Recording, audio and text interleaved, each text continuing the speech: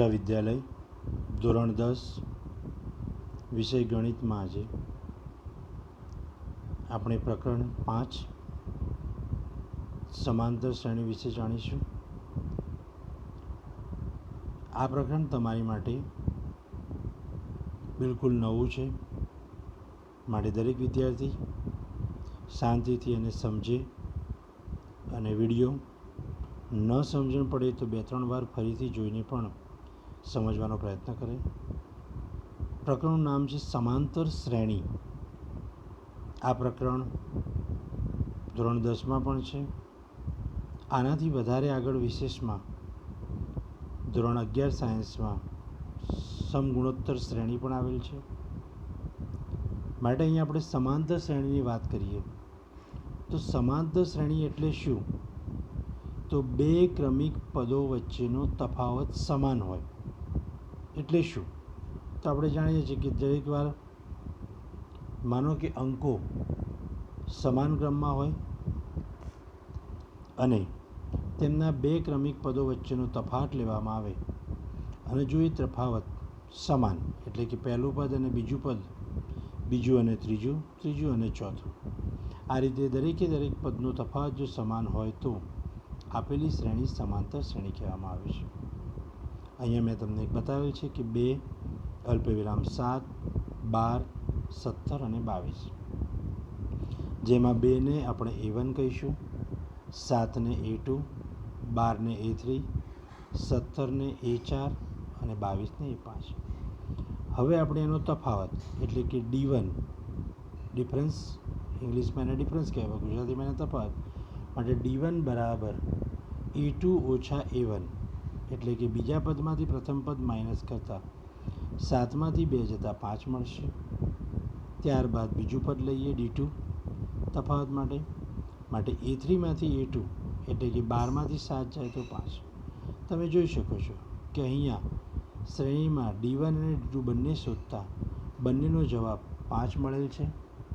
માટે અહીં D1 બરાબર D2 સમાન છે એટલે કે આપણે કહી શકીએ કે આપેલી શ્રેણી એ સમાંતર શ્રેણી કહેવાય છે.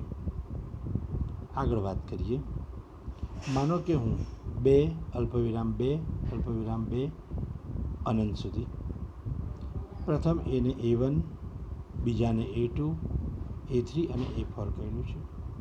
અહીંયા ફરીથી આપણે તફાવત D1 બરાબર A2 ઓછા A1 માટે 2 ઓછા 2 બરાબર 0.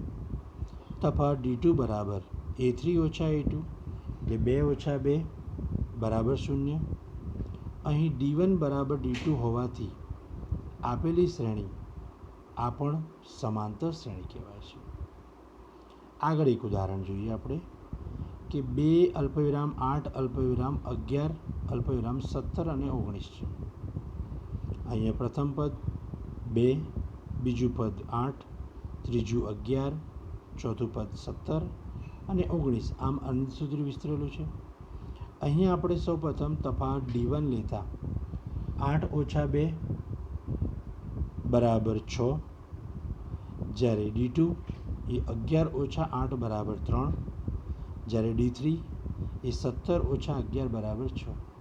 તમે જોઈ શકો છો કે સૌ પ્રથમનો તફાવત આપણને 6 મળેલ, બીજા નંબરનો તફાવત આપણને 3 મળેલ અને ત્રીજા નંબરનો તફાવત આપણને 6 મળેલ. આથી અહીંયા D1 બરાબર D2 બરાબર D3 નથી થતા એટલે કે D1 is not equals to D2 is not equals to D3. અને આપણે આગળ જાણ્યું કે જો ક્રમિક પદોનો તફાવત સમાન ન હોય તો આપેલી શ્રેણી સમાંતર શ્રેણી ન કહેવાય. આથી આપણે આપેલી શ્રેણીને સમાંતર શ્રેણી કહીશું નહીં. અહીંયા તમે 2, 7, 12, 17માં દરેક જે અંકો છે એટલે કે 2, 7, 12 અને અનંત, તો આમાં દરેક અંકોને આપણે પદો તરીકે ઓળખીશું. જ્યારે સમાંતર શ્રેણીના બે ક્રમિક પદો વચ્ચેનો તફાવત એને D કહીએ છીએ. જે તફાવત એ ધન પણ હોઈ શકે છે, શૂન્ય પણ હોઈ શકે છે અથવા તો ઋણ પણ હોઈ શકે છે.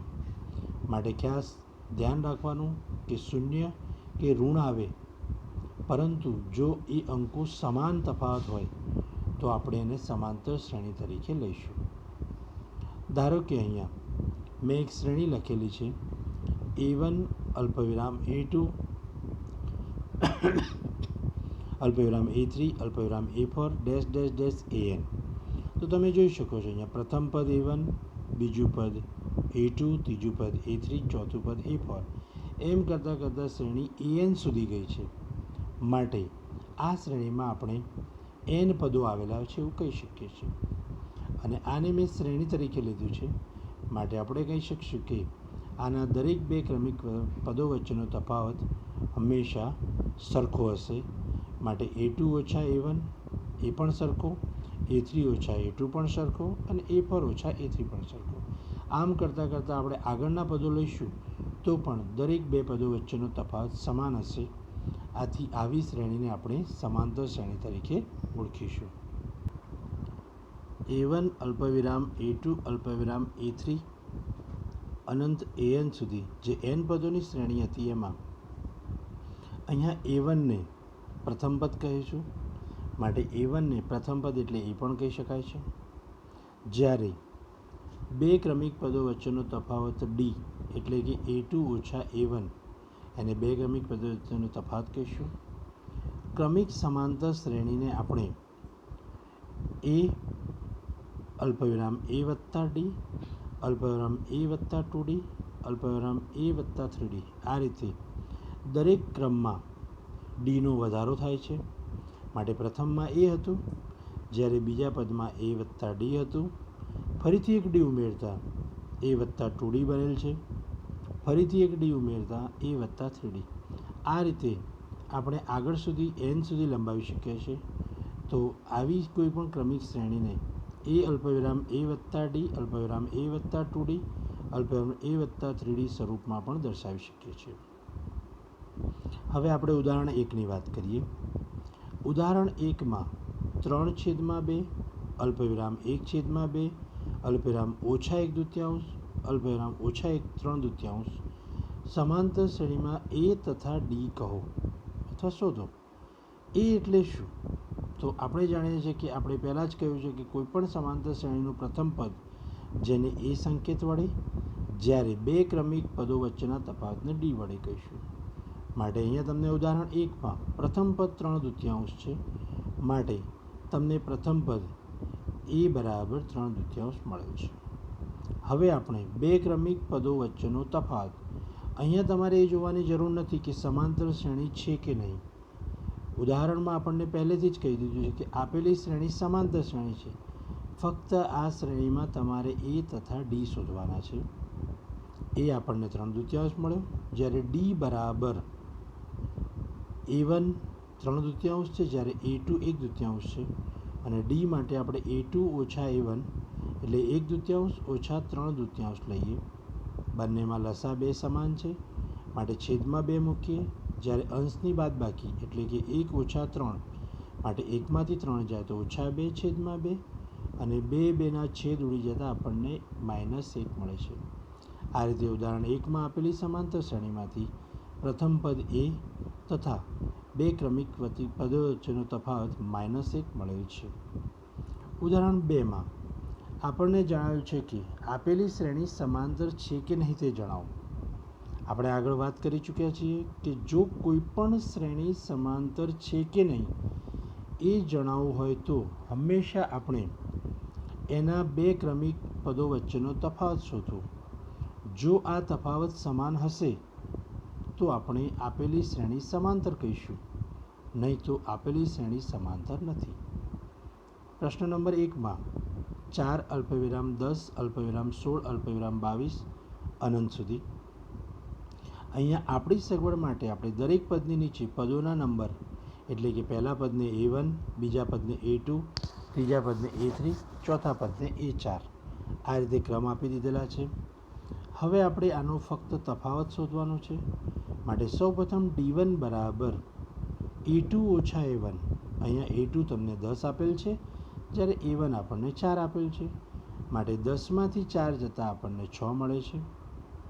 ત્યારબાદ તફાવત D2 માટે A3 ઓછા A2. અહીંયા તમે જોઈ શકો છો કે શ્રેણીમાં A3 એ 16 છે, જ્યારે A2 એ 10 છે. માટે A3ની જગ્યાએ 16 અને A2ની જગ્યાએ 10 મૂકી બંનેનો તફાવત લેવામાં આવે તો મળતો જવાબ D2 પણ 6 છે. તો જોઈ શકો છો કે અહીંયા D1 કે જે A2 માઇનસ A1 હતો એ પણ 6 હતો, જ્યારે D2 એ A3 માઇનસ A2 એ પણ 6 હતો. માટે અહીંયા D1 બરાબર D2 હોવાથી આપેલી શ્રેણી સમાંતર શ્રેણી કહેવાય છે. દાખલા નંબર 2ની વાત કરીએ. દાખલા નંબર 2માં 1 -1 -3 અને -5 આપેલ છે. અહીંયા આપણે સૌપ્રથમ D1 એટલે કે A2 માઇનસ A1 -1 -1 અને બંને માઇનસ હોવાથી 1 અને 1નો સરવાળો 2 અને નિશાની માઇનસની એટલે કે આપણને પ્રથમ તફાવત D1 એ -2 મળેલ છે. તફાવત D2 માટે A3 માઇનસ A2 એટલે કે -3 ઓછા પણ A2 આપણો -1 છે માટે ઓછા કૌંસમાં -1, જ્યારે સાદુરૂપ આપતા -3 મધ્યમ પદમાં માઇનસ છે અને આપેલું પદ પણ માઇનસ છે માટે માઇનસ માઇનસ પ્લસ એટલે -3 વત્તા 1 બરાબર -2 થાય. અહીંયા પણ તમે જોઈ શકો છો કે તફાવત D1 પણ -2 હતો અને તફાવત D2 પણ -2 આવ્યો છે. માટે D1 બરાબર D2 હોવાથી સમાંતર શ્રેણી કહેવાય છે. મેં આગળ પણ જણાવ્યું હતું કે આપેલી શ્રેણીના ક્રમિક પદો વચ્ચેનો તફાવત ધન પણ હોઈ શકે, ઋણ પણ હોઈ શકે અને શૂન્ય પણ હોઈ શકે. અહીંયા આપણને મળેલ તફાવત -2 ઋણ છે, તેમ છતાં પણ બંને તફાવત સમાન હોવાથી આપેલી શ્રેણી સમાંતર શ્રેણી કહેવાય છે. પ્રશ્ન નંબર 3ની વાત કરીએ. પ્રશ્ન નંબર 3માં -2 અલ્પવિરામ 2 -2 અને 2 આપેલ છે. અહીંયા આપણે ક્રમિક પદોનો તફાવત એટલે કે D1 બરાબર A2 ઓછા A1 લઈએ. A2 આપણને અહીંયા 2 આપેલ છે, માઇનસ A1ની જગ્યાએ -2 છે માટે 2 ઓછા ઓછા વત્તા 2 માટે 2 વત્તા 2 4 મળેલ છે. હવે તફાવત D2ની વાત કરીએ. D2 બરાબર A3 ઓછા A2 એટલે કે A3 આપણો -2 છે, જ્યારે A2 આપણો 2 છે. સોરી, અહીંયા A1 લખાઈ ગયું પણ A2 આવશે, 2 છે માટે -2 ઓછા 2 એટલે -4 થશે. આ પરિસ્થિતિમાં D1 અને D2 સમાન નથી, કારણ કે D1માં ધન 4 આવે છે જ્યારે D2માં ઋણ 4 આવે છે, માટે સમાન કહેવાય નહીં. માટે આપેલી શ્રેણી એ સમાંતર શ્રેણી નથી. પ્રશ્ન નંબર 4ની વાત કરીએ. આપેલી શ્રેણી 1 અલ્પવિરામ 1 અલ્પવિરામ 1 અલ્પવિરામ 2 અલ્પવિરામ 2 અલ્પવિરામ 2 અલ્પવિરામ 3 અલ્પવિરામ 3 અલ્પવિરામ 3 અનંત સુધી. આ શ્રેણીના પણ આપણે પદોનો તફાવત જોઈશું. D1 બરાબર A2 માઇનસ A1. અહીંયા A2 એ 1 છે અને A1 પણ 1 છે માટે 1 - 1 0 થાય. D2 બરાબર A3 માઇનસ A2 માટે અહીંયા ફરીથી 1 ઓછા 1 બરાબર 0 થાય છે. પરંતુ અહીંયા તમારે એ સમજી લેવાની જરૂર નથી કે D1 અને D2 જો સમાન આવે છે, પરંતુ તમે શ્રેણીને જોતાં સમજી શકો છો કે પ્રથમ 3 1 આપેલા છે, જ્યારે બાકીના 3 પદો 2 અને બાકીના 3 પદો 3. આમ શ્રેણી 3 પદ સુધી ક્રમિક વધે છે, પછી બાકીના 3માં પાછી ક્રમિક વધે છે. તો ધ્યાન આપો. માટે D3 બરાબર A4 ઓછા A3 લેતા 2 ઓછા 1 એટલે 1 મળ્યું. અહીંયા D1 અને D2 સમાન મળેલ છે, પરંતુ D3 સમાન મળેલ નથી. પણ આપણે જણાવ્યા એ પ્રમાણે આપણે દરેકે દરેક પદો વચ્ચેનો ક્રમિક તફાવત હંમેશા સમાન હોવો જોઈએ. માટે આપેલી શ્રેણી પણ સમાંતર શ્રેણી નથી. હવે વિદ્યાર્થી મિત્રો, આપણે સમાંતર શ્રેણી વિશે ઘણી બધી માહિતી લઈ લીધી છે. તમને ખ્યાલ આવી જ ગયો હશે કે કોને સમાંતર શ્રેણી કહેવાય અને કેવી શ્રેણીને સમાંતર શ્રેણી ન કહેવાય. ફરીથી એકવાર હું કહી દઉં છું. સ્વાધ્યાય 5.1 ગણતા પહેલાં તમારે ધ્યાન રાખવાનું છે કે પ્રથમ પદ, દ્વિતીય પદ, તૃતીય અને ચતુર્થ પદ, આમ અનંત સુધી આપેલા પદોમાં હંમેશા દ્વિતીયમાંથી પ્રથમ પદ, તૃતીયમાંથી દ્વિતીય પદ માઇનસ કરવામાં આવે તો, એટલે કે તફાવત લેવામાં આવે તો આપણને તફાવત સરખો મળવો જોઈએ. સાથે 5.1માં પ્રશ્ન નંબર 1માં 4 કૂટ પ્રશ્નો સ્વરૂપે તમને આપેલું છે અને જે સમાંતર શ્રેણી છે કે નહીં એ જણાવવાનું છે. પ્રશ્ન 1માં વાત કરેલી છે કે આપણું સૌપ્રથમ ટેક્સીનું ભાડું, પ્રથમ ભાડું આપણું 15 રૂપિયા છે. જ્યારે જેમ જેમ આપણે ટેક્સીમાં મુસાફરીના કિલોમીટર વધતા જશે તેમ દર કિલોમીટરે ટેક્સીના ભાડામાં 8 રૂપિયા વધારો થશે.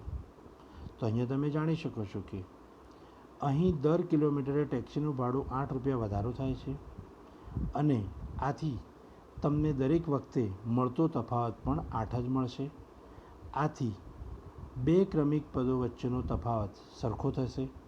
અને આપણે આગળ શીખી ગયા કે જો કોઈપણ શ્રેણીમાં ભલે કૂટ પ્રશ્ન હોય કે અંકો આપેલા હોય, પરંતુ બે ક્રમિક પદો વચ્ચેનો તફાવત જો સમાન મળે અને અહીંયા આપણે દરેક વખતે દર કિલોમીટરે ટેક્સીના ભાડામાં વધારો થતો 8 રૂપિયા છે એ જે સમાન છે, માટે પ્રશ્ન નંબર 1 એ આપણું સમાંતર શ્રેણી બતાવશે.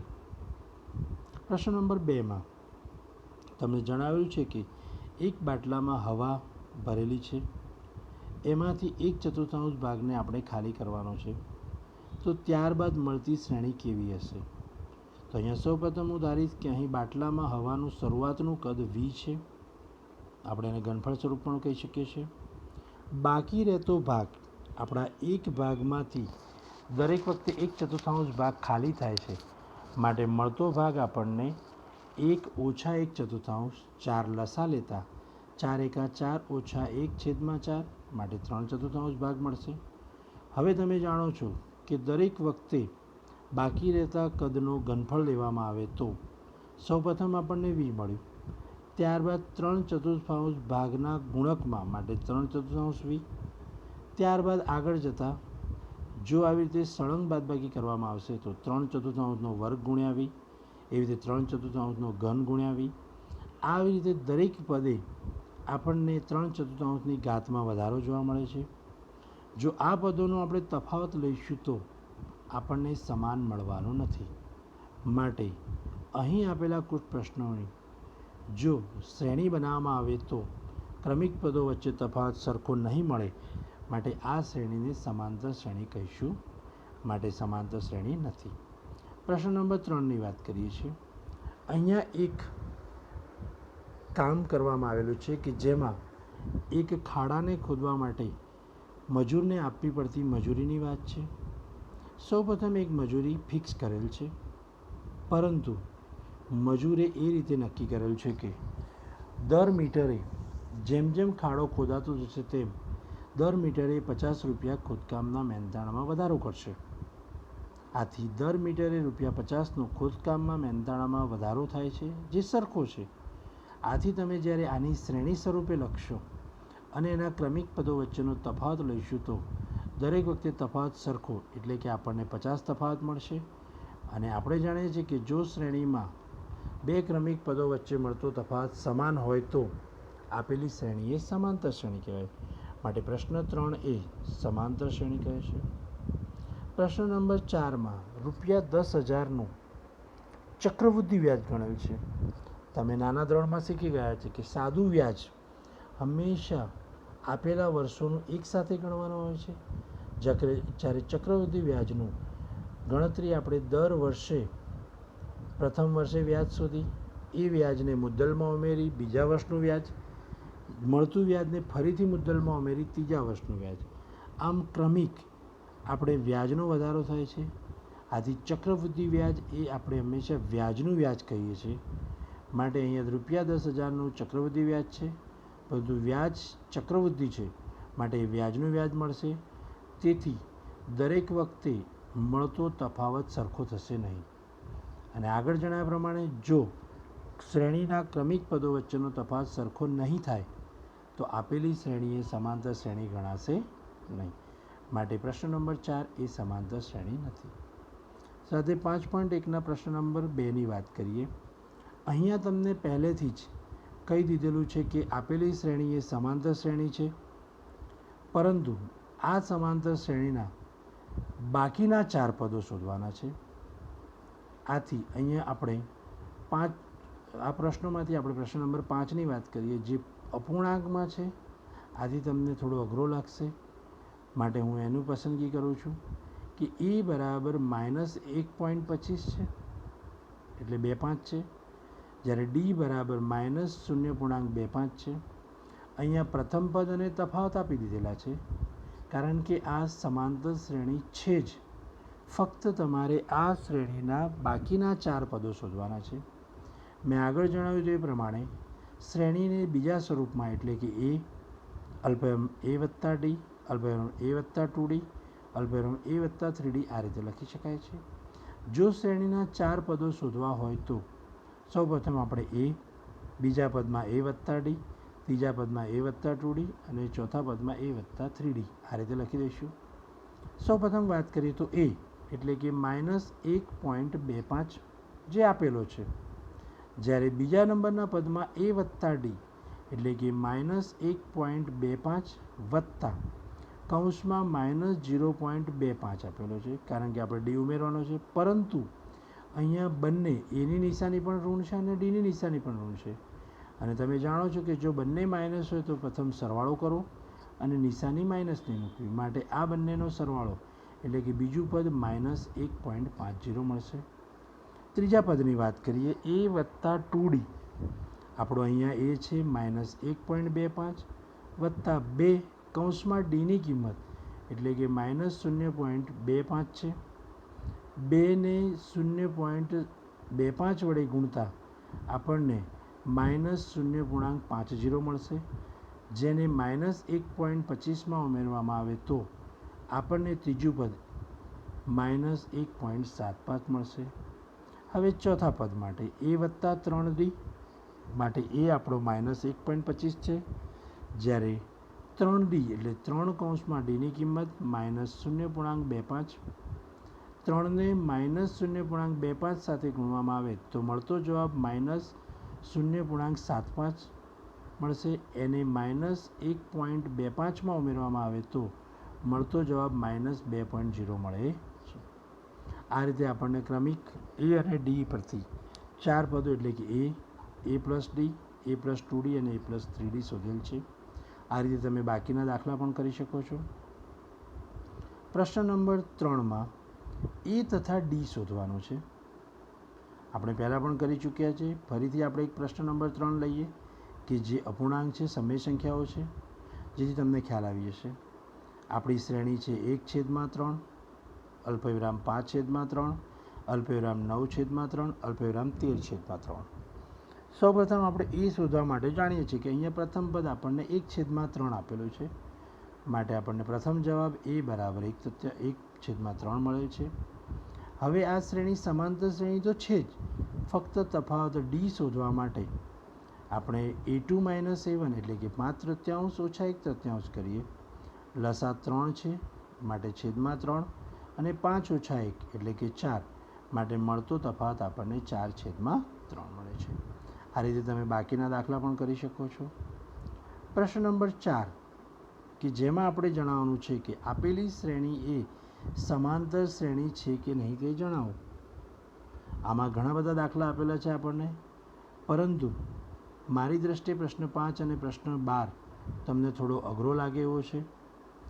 આ સમાંતર શ્રેણી ઉપરાંત એણે બાકીના બીજા 2 પદોની પણ વાત કરી છે કે આગળ જો હોય તો લખજો. માટે અહીંયા આપેલી શ્રેણી 3 અલ્પવિરામ 3 વત્તા વર્ગમૂળમાં 2 અલ્પવિરામ 3 વત્તા 2 વર્ગમૂળમાં 2 આપેલું છે. સૌપ્રથમ તો આપણે નક્કી કરીશું કે સમાંતર શ્રેણી છે કે નહીં. તેની માટે આપણે સૌપ્રથમ તફાવત d1 એટલે કે a2 - a1 એટલે 3 વત્તા વર્ગમૂળમાં 2 ઓછા 3, 3 ઉડી જતા રહેશે વર્ગમૂળમાં 2. હવે તફાવત d2 એટલે કે a3 - a2 લેતા 3 વર્ગ પ્લસ 2 વર્ગમૂળમાં 2 ઓછા 3, પરંતુ વચ્ચે માઇનસની નિશાની હોવાથી 3 વત્તા વર્ગમૂળમાં 2માં એની નિશાનીઓ બદલતા આ ઓછા 3 અને વર્ગમૂળ 2 પણ ઓછા 2 થશે. માટે અહીંયા 3 એક ધન છે, એક ઋણ છે. ધન 3 અને ઋણ 3 ઉડી જતા બાકી રહેતા પદો 2 વર્ગમૂળમાં 2 ઓછા વર્ગમૂળમાં 2, અને તમે જાણો જેમ 2x માંથી x જાય તો x મળે, એ તે √2 માંથી √2 જાય તો આપણને √2 મળશે. આ રીતે તમને મળતો તફાવત d1 અને d2 સમાન મળે છે. માટે જો d1 બરાબર d2 સમાન હોય તો આપેલી શ્રેણી સમાંતર શ્રેણી છે. હવે આપણને આ પ્રશ્નમાં એવું કહેલું છે કે જો સમાંતર શ્રેણી થાય તો એના પછીના ક્રમિક 2 પદો લખો. માટે ક્રમિક બે પદોમાં આપણે વાત કરીએ તો અહીંયા આપણને આપેલું છે 3 + 2 વર્ગમૂળમાં 2. આગળનું ક્રમિક પદ લખવું હોય તો આપણે લખી શકીએ કે 3 + 3 વર્ગમૂળમાં 2 અને 3 + 4 વર્ગમૂળમાં 2. આ રીતે આપેલી સમાંતર શ્રેણીના બાકીના બે પદો પણ લખી શકીએ છીએ અને આપેલી શ્રેણી એ સમાંતર શ્રેણી છે કે નહીં એ પણ આપણે ચકાસી શકીએ છીએ. પ્રશ્ન નંબર 12 કે જે વર્ગમૂળવાળો છે, તમને જોતાં એવું લાગશે કે વર્ગમૂળ 2 અને વર્ગમૂળ 8, વર્ગમૂળ 8માંથી વર્ગમૂળ 2 માઇનસ ન થાય માટે આપેલી શ્રેણી સમાંતર શ્રેણી નહીં જ હોય. પરંતુ એવું નથી વિદ્યાર્થી મિત્રો. સૌપ્રથમ હું શક્ય હોય એટલું વર્ગમૂળ કાઢીશ. વર્ગમૂળ 2નું વર્ગમૂળ શક્ય નથી, પરંતુ વર્ગમૂળ 8 કે જેમાં 8ના 2 ભાગ કરવામાં આવે 4 દુ 8, તેમાં 4નું વર્ગમૂળ નીકળી શકે માટે 4નું વર્ગમૂળ લેતા 2 બહાર આવશે, જ્યારે વર્ગમૂળમાં 2 અંદર આવશે. એ જ રીતે વર્ગમૂળ 18, 18ના 2 ભાગ પાડવામાં આવે તો 9 × 2 એટલે 9 દુ 18, પરંતુ 9નું વર્ગમૂળ 3 થાય છે માટે વર્ગમૂળની બહાર લખવું, જ્યારે 2નું વર્ગમૂળ ન નીકળતા વર્ગમૂળની અંદર લેવું.